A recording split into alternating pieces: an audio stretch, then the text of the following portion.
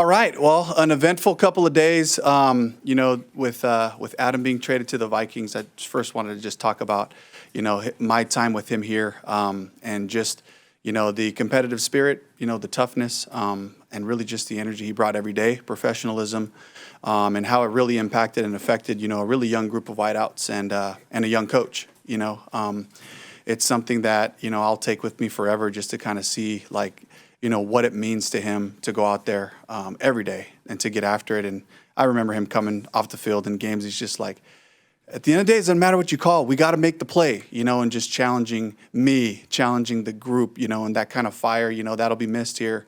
But I think this was kind of a transaction that happened where everybody, we met in a common ground, all across the board. And so, it just happened to work out this way. And he and I had a long conversation today where, it's just like, it's about patience and it's about the right thing being done, and I think we come away with this, and all of us, the Vikings, Adam, ourselves, I think we all come away with this thing feeling like we're in a good spot. There were reports that he wanted to go back to Minnesota. Did he express that desire to you? He never expressed that to me. I appreciate that about him. For me, it was like, he just couldn't wait to get back on the field, and he really kept it professional with me as far as just like, I play for you. I play for the Panthers. And so that's the approach he really took with me. And so that's the approach I took with him, and really up until, the last, couple of days where the conversation started to get more extended, and we had to make sure we were all on the same page, because this thing it might not have happened. You know what I mean? And we had to be able to be in a good place from a relationship standpoint where, when we do move forward, we got to make sure we're moving forward together. And I felt like we were there. And then over the course of a couple of days, and Dan and Brent and the crew in Minnesota, working through this thing, we found a common ground. You said, I think you said you wanted to do right by Adam. We know what the Vikings gained. They needed a receiver. Adam wanted to go home. How do you guys benefit with this trade?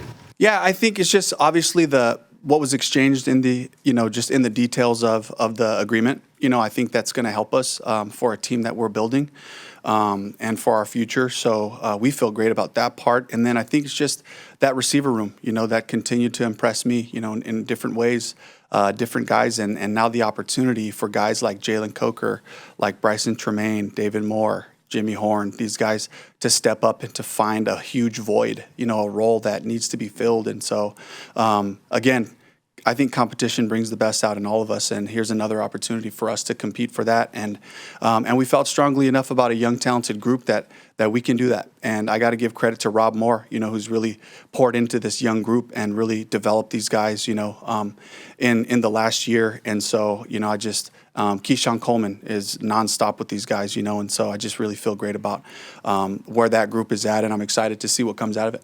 Bryce really trusted Adam out there, and maybe the most dependable receiver the last couple of years. Yeah.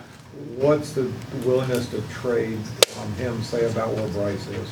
I just feel confident about Bryce's leadership. I keep coming back to that, but it really is, this is Bryce bringing guys together and making different attributes of our players, our skill players, speaking specifically about the receivers, come alive, and the guys that have flashed. It's all on our film every day, and these are guys that Andy and that Bryce have learned to trust. And so it allows them to, get excited about where we're going. But at the same time, we know who Adam is. We know what he could have brought to this team, and so we know that he's going to be missed in that regard, but there's also an excitement for the guys that are here. You referenced the void that is now there now that he's gone. Can you specify exactly what it is that where you would like to see other guys step up? Yeah, honestly, so we added T-Mac, so there's another guy that we want to get the ball to, and he's going to have his specific role, and I think it really just comes down to who's going to make the plays. I don't have to get into specific schemes. Adam makes plays. He consistently did that for his career. And certainly last year at the end of the season when he came back to us, he made plays. And so this is just an opportunity for guys to be there, and to be available for Bryce, whether it's on a critical third down or whether it's to win the game, and these are incredible opportunities for them. As much as you know what Adam brings to the offense, you've also seen the offense without Adam, and Jalen Coker got a lot of playing time in his stead. How much did his performance down the stretch last year, or at least while Adam was out, play into the conversations that you said, hey, we feel comfortable going in? Yeah, it's a big part of it, right? There's guys that we're excited to see play more and to have those opportunities, and Jalen Coker certainly is one of those guys. And that was our message to all of them, right after the decisions were made. It's like, okay, here's an opportunity, guys, and so I'm excited to see, who steps up for us and who plays in those roles. You also brought in a wide receiver and a cornerback who Evero has experience with. What do those guys bring to the table? Yeah, so, big, strong athletes, we're trying to just elevate the speed, the size of our roster. We're continuing to look at all the practice squads, and while we have our initial 53 set right now, we're going to keep looking. We're going to keep looking at in all positions, throughout the course of this season to see if there's somebody that can help us in a specific way. So, I think Mathis has the traits, as a cover corner, and he's been in the league for a little while. And then I can't remember. Is it? Yes, Campbell, but is it Delevon Campbell, yeah. So, but he's a guy that flashed as a gunner, and he made some plays down the field. He's got great speed and size. This is a fantastic player to be able to work with, and his physical ability will give him time to develop as a wide receiver. I do think he's a raw receiver right now. So, but again, he comes into the group and he gives us another element of speed to be able to work with. What went into the decision to leave Renfro off the 53, and have you all offered him a spot on the practice squad? We've been in constant communication with Hunter since yesterday. He's talking to his family. He's talking to his agent, and we're all just kind of, we have a couple of things on the table for him, and we're just going to keep taking kind of one day at a time and see where he's at, and I just felt like, towards the end, like the last stretch of what I saw, I want to be able to count on Hunter to be as good as he was the whole time. And I just saw some peaks, and then I just saw some dips also in terms of his performance. And I just felt like, in fairness to the whole group, in fairness to the team, I wanted to make sure that he knew, I want to be a part of your future. I don't think right now is the time initially for this team. And so he just kind of said, I have to think about what I want to do. And so we're in communication right now. We're going to kind of take it day by day and see where we're at. Dave, this is a pretty young wide receiver room now. You touched on this a little bit, but y'all been very developmentally minded. How much does that help you absorb a loss like this? Absolutely. It's the nature of this thing is that if we coach our guys well and we accumulate the right talent, that we should see growth. We should see strides from our players, and that's the charge of our coaching staff, to pour into these guys so that we get to a point where we can make moves that make sense for everybody, that we can make moves and the next guy can come in and perform for us. And so it's an attribute to the atmosphere, to the culture, and again, to Rob Moore and to Brad, and Keyshawn, who are working with these guys all the time. You went with 4 inside linebackers and 4 safeties. Do you feel comfortable with those numbers as well as the talent that's in there? I feel comfortable with the guys who are here, but again, we're going to keep looking all across the league, and transactions happen weekly, and these rosters they're not set in stone by any stretch, and so we're going to continue to see, based on the film that we watched and where people ended up, to see if people can come in and help us, and the premium is going to be on special teams. Are these guys that we can count on game day, who have the attributes that we can develop as coaches from a positional standpoint. Dave, back to the wide receivers for a second. Bryson Tremaine ultimately made the team. Yeah. Can you explain why you thought he was deserving of the spot? And is this a trend of this front office saying, hey, if you perform in training camp, you get your chance to do it? I think it was the whole body of work for me with Bryson. It was our ability to trust him in a bunch of different roles. He played a couple of positions. So for people who don't know how hard that is, when you come into his first camp, he was in the meetings all spring, but he wasn't on the field. To be able to come in, play multiple spots, to be able to show us that he can do some stuff on special teams. That's exactly what we're looking for. You know, the toughness in his style of play, the way he shows up in the run game blocking, just the high level effort that he gives every time he's on the field. It's exactly what we're looking for in the character of a player, a Panthers player. And so these are the guys that get rewarded, are the ones who are dependable and who are physical, you know, and bring a variety of things that they can help us with on game day. Was he a Brad suggestion or a personnel suggestion? I know Brad's got the Stanford. It was a personnel move. So this is somebody that Dan identified that we gave a futures contract to from the Commanders, you know, and someone that they had their eye on from last year. And, you know, just, you know, we didn't even get to see him in the spring, so we really weren't sure what we had, but he showed up healthy and in great shape. And his conditioning was at such a level that he can give maximum effort in everything he did, which is such a great, you know, just a great note for everybody. Like, your fitness level allows you to do more, you know, and he just consistently got himself out there and gave great effort.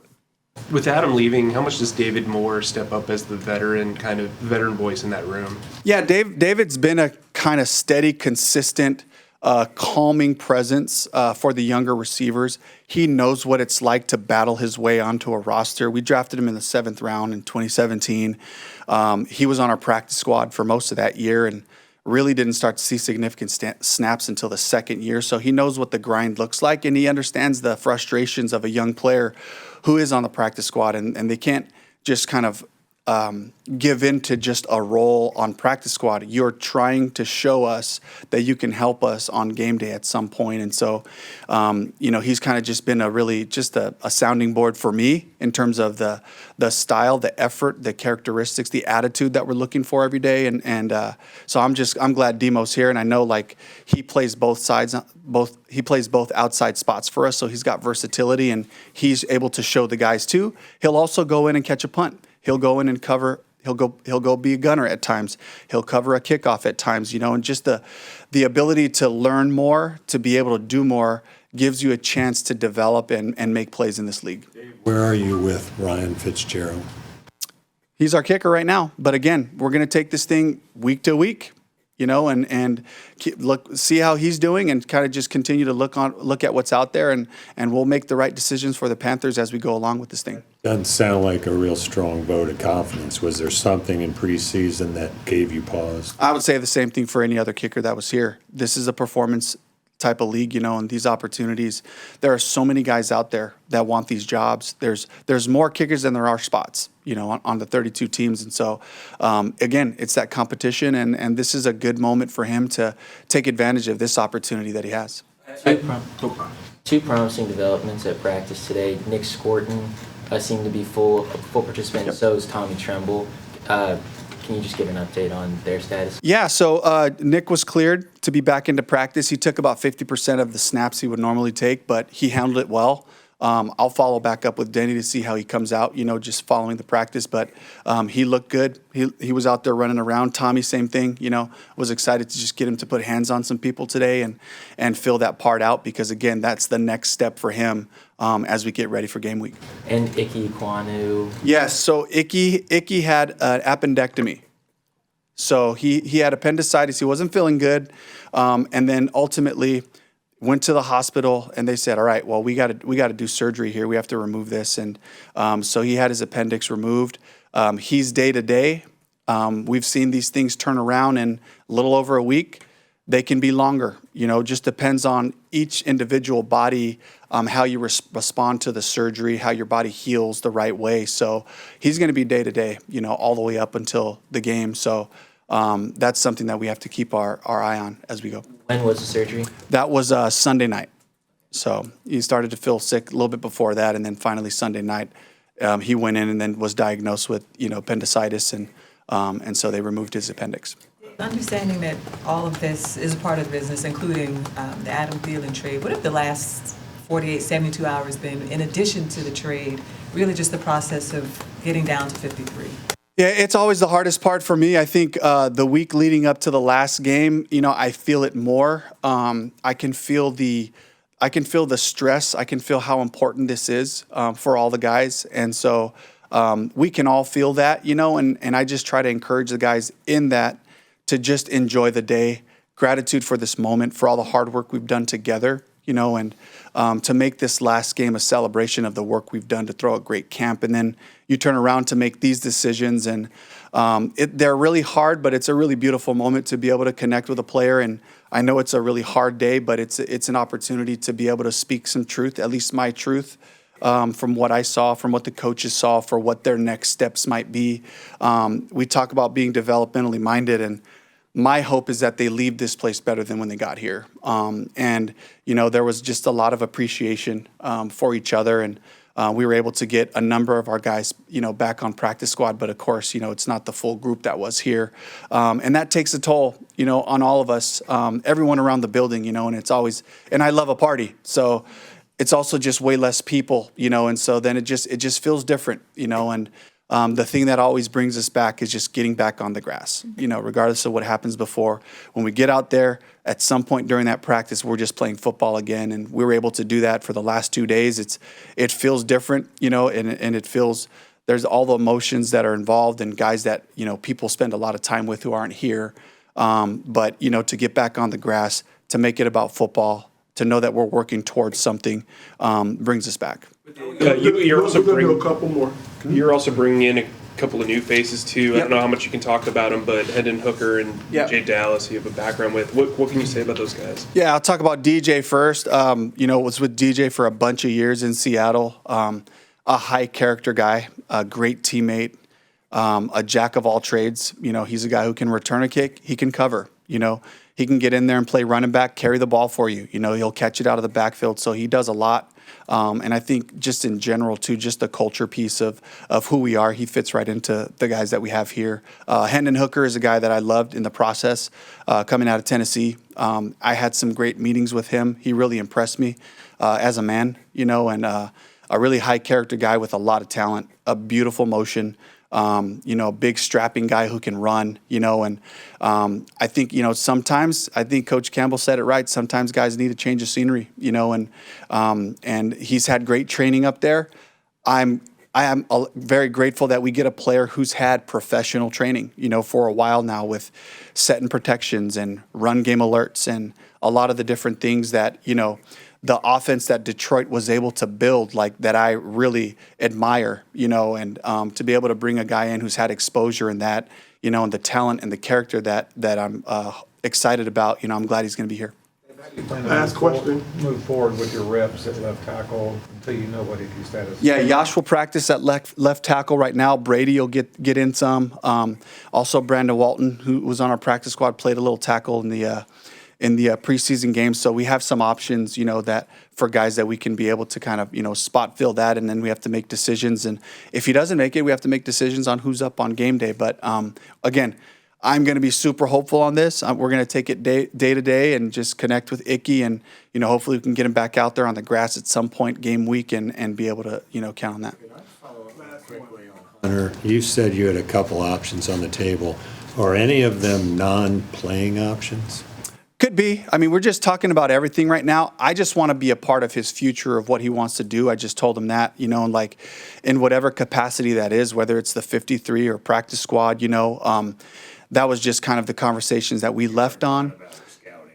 Right. Well, I'm just talking about wanting to be a part of him, like the guy that I remember, and I think that he's on his way back there. And I truly believe that, and I believe in him as a guy. I mean, I had such a blast, working with him in this, short amount of time. But, I'd love to see him back out there at some point. And so it's just a matter of us continuing to stay in touch and see where we're at.